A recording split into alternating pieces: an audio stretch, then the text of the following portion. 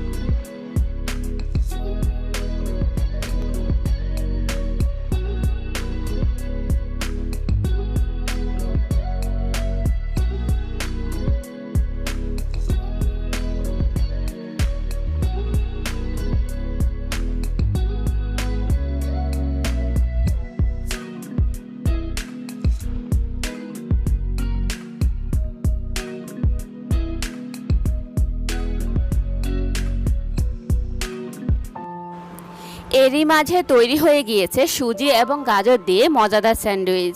রেসিপিটি ভালো লাগলে বাসায় অবশ্যই ট্রাই করবেন। আজ এই পর্যন্তই। আল্লাহ হাফেজ।